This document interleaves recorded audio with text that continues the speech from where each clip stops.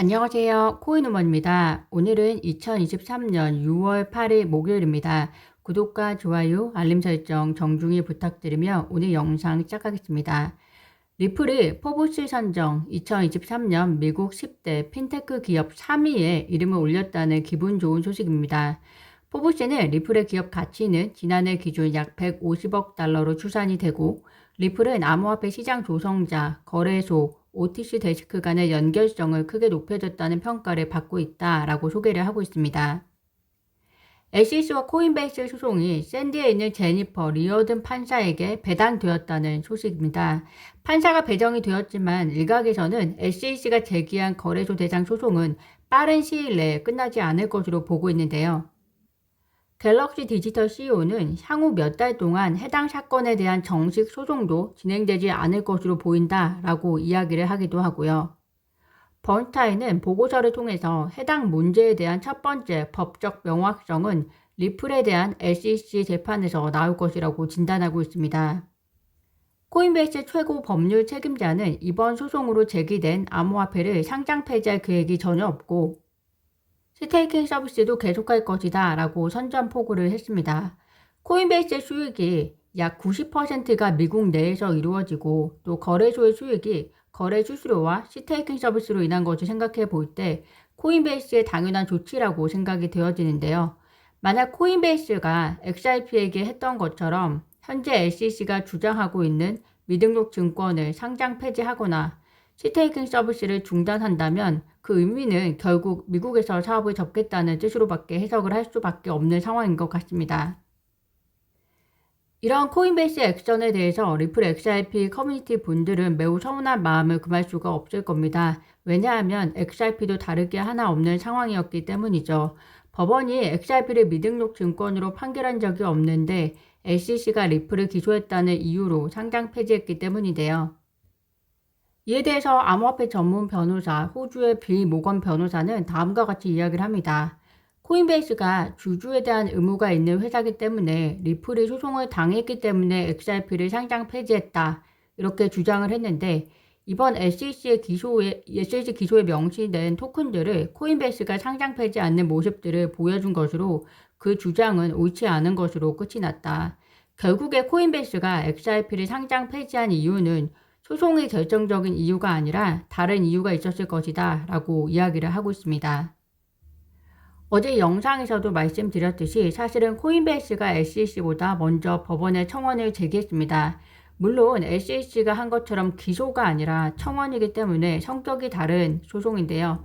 코인베이스는 SEC가 암호화폐 규제 명확화에 대한 답변을 할 수 있게 해달라고 법원에 청원을 넣었었고, 그렇지만 SEC는 뾰족한 답변을 제기하지 않으면서 코인베이스를 기소했습니다.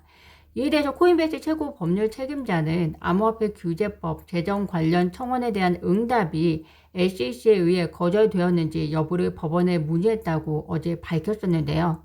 오늘 법원은 SEC의 세 가지 질문에 답변할 수 있는 7일의 시간을 주었습니다.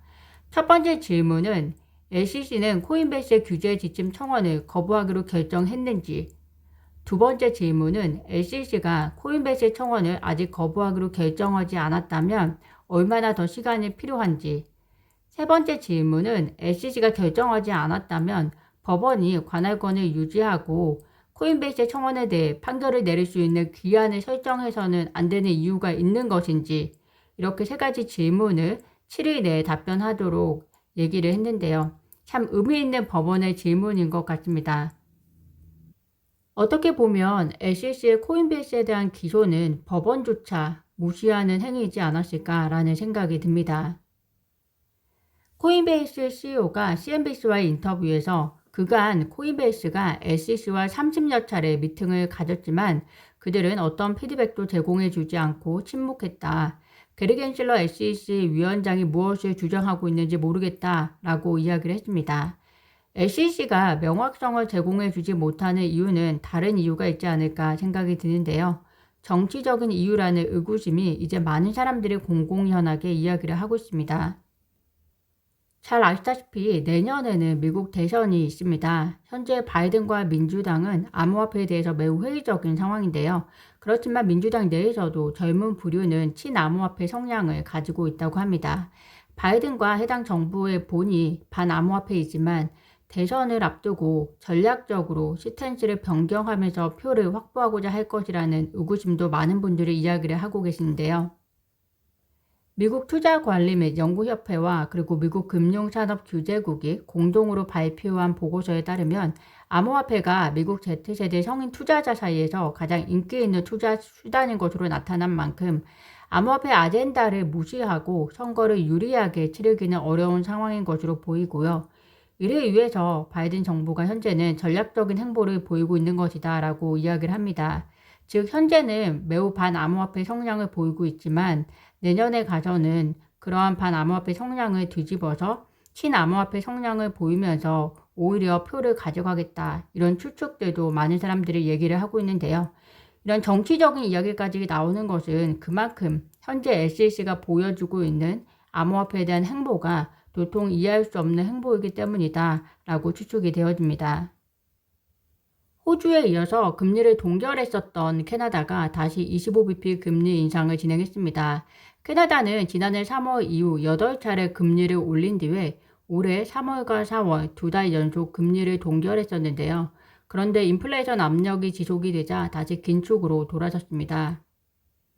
중앙은행 성명에서도 놀랍게도 강한 소비자 지출, 그리고 서비스 수요 반등, 주택시장의 활기 회복, 달아오른 노동시장은 기대했던 것보다 초과 수요가 더 지속되고 있음을 보여준다 라고 이야기를 하고 있는데요.